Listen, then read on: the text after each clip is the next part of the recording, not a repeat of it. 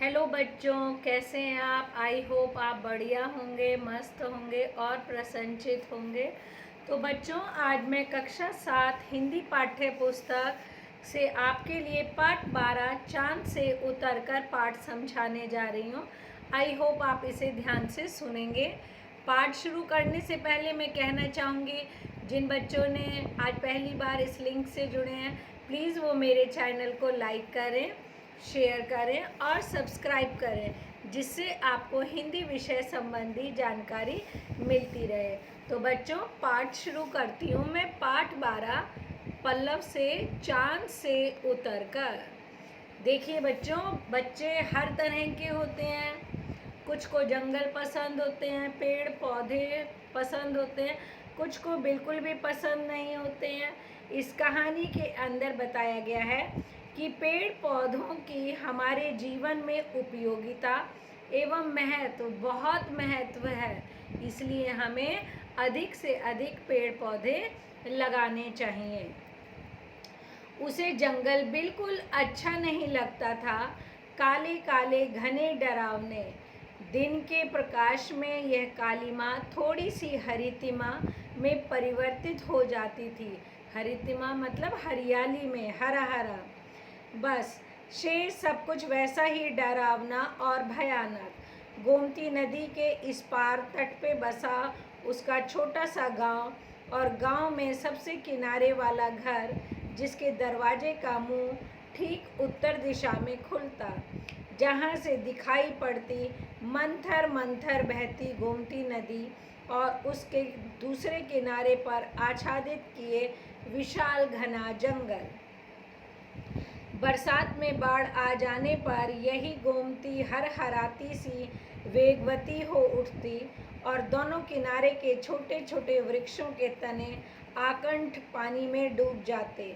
बस ऊपर की डालियां और हरे हरे पत्ते भीगे भीगे से दिखाई देते, और तब ज्ञानेंद्र का पूरा गांव घूमकर पीछे वाली सड़क से होकर अपने विद्यालय जाना पड़ता।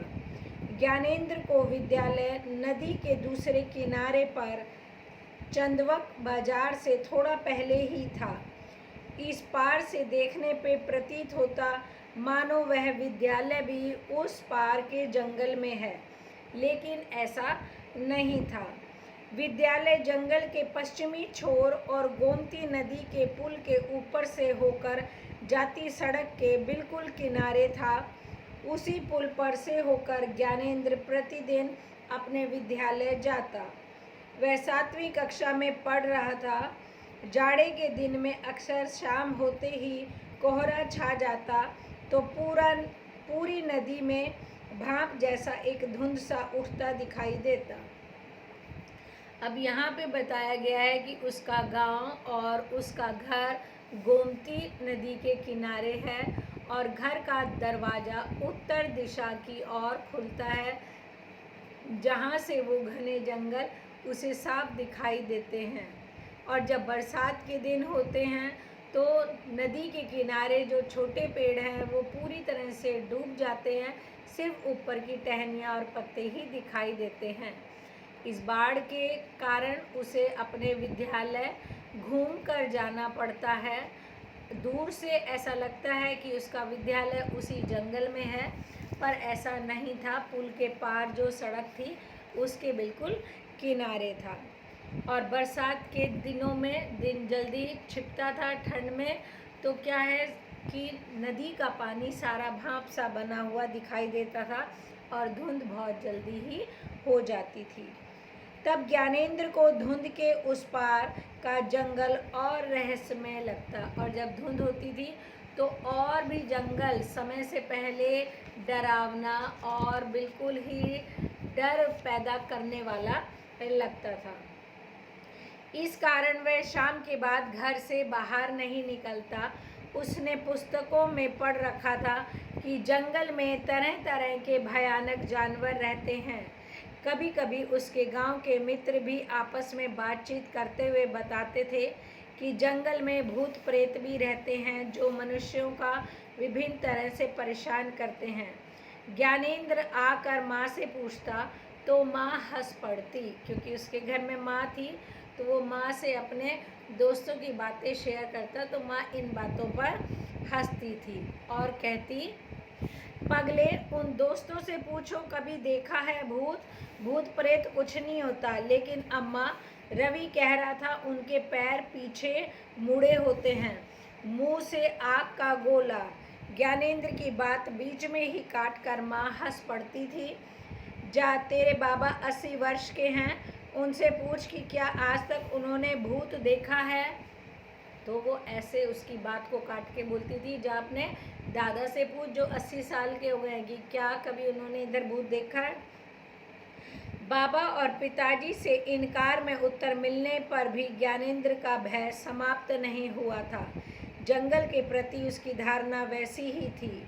उसका भय दूर करने के लिए एक बार पिताजी उसे जंगल के बीचों बीच वाले रास्ते में लेकर बाजार भी गए थे।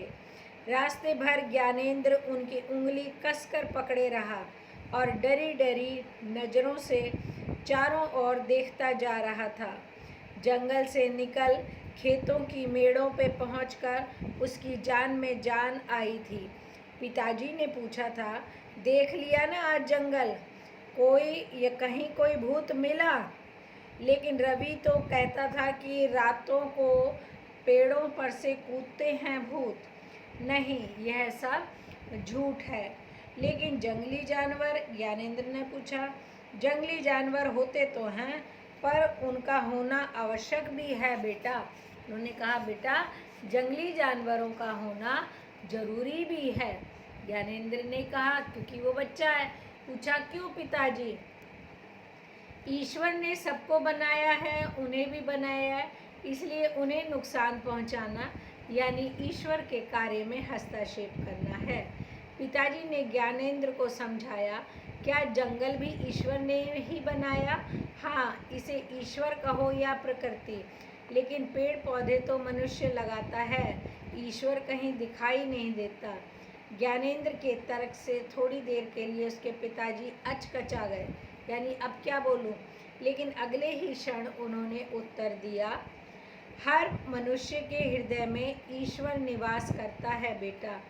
हाँ, वही ईश्वर सभी अच्छे कार्य करवाता है और उससे पेड़ भी लगवाता है। और जो पेड़ काटता है या उखाड़ता है। ज्ञानेंद्र ने सशंकित दृष्टि से पिताजी की ओर देखा, यानी ज्ञान दिया तो पेड़ लगाया, ये ईश्वर के द्वारा ही हुआ। पर ज्ञानेंद्र ने कहा, और जो पेड़ उखाड़ता है वो? तो पिताजी की तरफ उसने शंका की दृष्टि से देखा। उसकी आशंका से अनजान पिताजी ने उसे बताया, उसे ही असुर या राक्षस कहेंगे ना। जरा सोचो, पेड़ हमें फल देते हैं, छाया देते हैं, लकड़ी देते हैं। कितने वृक्षों की पत्तियां और टहनियाँ दवा बनाने के काम आती हैं। और सबसे बड़ी बात कि जो हम सांस लेते हैं उसके लिए ऑक्सीजन भी तो यही पेड़ पौधे देते हैं। इसके बदले में वे हमसे क्या लेते हैं? कुछ नहीं ना, बस हम उन्हें ज़मीन में लगा देते हैं और कुछ दिनों तक खाद पानी से सेवा कर देते हैं। बताया कि पेड़ हमारी कितनी मदद करते हैं। हम थोड़े टाइम तक तो उनकी सेवा करते हैं, बाद में वो अपने आप से बड़े होते चले जाते हैं। ज्ञानेंद्र सोच में पड़ गया था कि आज तक पिताजी और बाबा ने जितने भी पौधे घर के पिछवाड़े और सामने की खाली ज़मीन पे लगाए, उन सबको वह चुपके से जाकर जड़ से हिला देता था। और जड़ें हिल जाने से क्या होता है?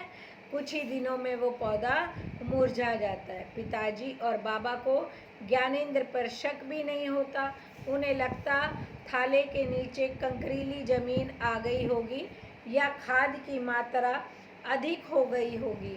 अभी पिछले महीने ही पिताजी बनारस जाकर आम्रपाली और पीले गुलमोहर के कई पौधे नर्सरी से लेकर आए थे। इस बार माँ के हाथों से पौधे लगवाए गए थे ताकि शायद उनके हाथ से लग जाए, परंतु सारे पौधे 3-4 दिन में ही सूख गए थे। ज्ञानेंद्र के अलावा कोई उस भेद को नहीं जानता था कि पौधे क्यों सूखते हैं। ज्ञानेंद्र को जंगल अच्छे नहीं लगते थे। ढेर सारे पेड़ ही धीरे धीरे जंगल का रूप धारण कर लेते हैं, इसलिए वह नहीं चाहता था कि उसके घर के आसपास भी जंगल उगे। पिताजी की बात से वह सोच में पड़ गया था, क्या वह भी असुर है, एक राक्षस, पेड़ों को उखाड़ने वाला, उनको नष्ट करने वाला। उस दिन कक्षा में मास्टर साहब हमारा पर्यावरण पाठ पढ़ा रहे थे, तो उन्होंने भी बताया था कि जंगलों की कटाई से हमारा पर्यावरण प्रदूषित हो रहा है, धरती का तापमान बढ़ रहा है, जिससे उत्तरी ध्रुव की बर्फ पिघलने और उससे धरती पर जल से प्रलय होने का खतरा बढ़ रहा है। यानी बताया उस पाठ के अंदर कि पर्यावरण से लगातार जंगलों की कटाई से धरती का तापमान बढ़ रहा है और बर्फ पिघल रही है, जिससे भूस्खलन, बाढ़, सूखा जैसी आपदाएं बढ़ सकती हैं। पेड़ों के काटने से ऑक्सीजन की कमी और तमाम विषैली गैसों से ओजोन परत में छेद और जल प्रदूषण की समस्याएं मनुष्य के लिए अनेक प्रकार की कई बीमारियां पैदा कर रही हैं। ज्ञानेंद्र चिंतित हो उठा, क्योंकि पहले उसे पता नहीं था, अब जब उसे पता चला तो उसे चिंता हो गई। क्या केवल एक पेड़ के ना रहने से इतनी समस्याएं? उसने पीछे मुड़कर जंगल की ओर देखा। जंगल अब भी वैसा ही लग रहा था, रहस्यमय और भयानक। उसने ये सारी बातें सुनी और फिर जंगल की तरफ मुँह करा, अभी भी वो भयानक और रहस्यमय लग रहा था। पिताजी के साथ वह शाम को घर लौटा तो भी उसके मस्तिष्क में उथल पुथल मची हुई थी। खाना खाकर रात में वह माँ को पकड़कर आंगन में सोया तो आकाश में पूर्णिमा का चांद छिटपुट बादलों के बीच में से हंस रहा था। माँ से कहानी सुनते सुनते ना जाने कब उसे नींद आ गई और वह सपने में चांद पर जा पहुँचा। यानी सपने में वो चांद की सैर पे निकल गया। दूर दूर तक फैला सफ़ेद सन्नाटा, ऊबड़ खाबड़ कंकरीली धरती पर वही चलता जा रहा था, बिल्कुल अकेला, कहीं कोई नहीं। गर्मी से उसका बुरा हाल था। दफ्ती के टुकड़ों से वह पंखा झल रहा था, लेकिन हवा नहीं निकल रही थी। उसने मुंह से फूंक मारकर अपने सीने पर हवा करना चाहा तो सांस उखड़ने लगी। फूंक बाहर नहीं आ रही थी, गला सूखने लगा, शायद प्यास लग रही थी। चारों तरफ निगाह दौड़ाई पानी की खोज में। एक पतली सी नाली जैसी कोई चीज़ दिखाई दी। वह हांफता हुआ वहां पहुंचा तो याद आया कि यह तो उसके घर के गंदे पानी को बाहर निकालने वाली पतली नाली की तरह है। वह परेशान हो उठा, कैसे पिए इसका पानी? फिर कितना कम पानी इसमें बह रहा था। अंजुरी में भरते ही तलहटी का बालू और कंकड़ आ जाता था हाथ में। यानी हाथ से जब उसने लिया तो कंकड़ पत्थर भी आ रहे थे। एक बूढ़ा आदमी आया था सामने, सफ़ेद लंबी दाढ़ी, सफ़ेद ढीला ढाला कुर्ता धोती पहने। उसने उसे समझाया, पी लो बेटा पानी, यही यहाँ की नदी है। वह आश्चर्य से उस पतली नाली रुमा नदी को देखता रहा। यह तो अपने यहाँ उस नांद नदी से भी बहुत पतली है, जो बनारस जाते समय रास्ते में पड़ती है। बूढ़ा उसके मन की बात जान गया था। बोला, तुम ठीक सोच रहे हो बेटा, एक दिन तुम्हारी धरती का भी यही हाल होगा।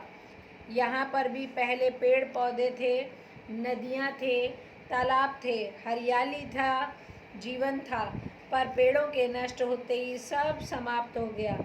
कुछ नहीं बचा, बस रेगिस्तान, गर्मी और घुटन। ऐसा उस बूढ़े ने कहा। ज्ञानेंद्र चौंक कर जाग उठा। देखा तो सवेरा हो चुका था। उसने दरवाजे से बाहर आकर सामने नदी के उस पार देखा। हरे भरे पेड़ सूरज की सुनहरी किरणों में डूबे खड़े थे। गोमती की लहरें हवा के संग मानो नर्तन कर रही थी, यानी नाच रही थी। वे सब कुछ बहुत अच्छा सा लग रहा था। उसने एक संतोष भरी सांस ली। यह नदी, यह जंगल, यह अथाह जल, सब कुछ अपना है। वह आत्मविश्वास से भर उठा था। उसने बाल्टी उठाई और नदी की ओर चल पड़ा। आज वह पिताजी द्वारा कल लगाए गए मौलश्री और नीम के पौधों को नदी के जल से स्वयं सींचेगा। यानी उसको आभास हो गया कि धरती के लिए पेड़ पौधे कितने ज़रूरी हैं। नीरजा माधव जी ने इस पाठ के माध्यम से हमें बताया है कि वृक्ष लगाना कितना आवश्यक है। हमें जल का भी संरक्षण करना चाहिए, कोई भी चीज़ प्रदूषित नहीं करनी चाहिए। एक बार इस पाठ के शब्दार्थ देखते हैं। हरितिमा यानी हरे रंग से युक्त, मंथर मंथर यानी धीमे धीमे, आच्छादित यानी ढका हुआ, आकंठ यानी गले तक, धुंध यानी वायु में उड़ती धूल, हस्तक्षेप दूसरे के काम में हाथ डालना, अचकचाना यानी हैरानी, संशंकित यानी संदेह से युक्त, असुर यानी राक्षस, कंकरीली यानी कंकड़ से युक्त, भूसंखलन पृथ्वी का खिसकना, तमाम यानी संपूर्ण, अंजुरी यानी अंजलि, नर्तन यानी नाचना, अथा यानी सीमा रहित। आई होप आप सब बच्चों को ये पाठ अच्छे से समझ में आ गया होगा। एक बार आप पुनः इस पाठ को पढ़ें, सुने और समझें, आपको अच्छे से समझ में आ जाएगा। ओके बच्चों, बाय, टेक केयर।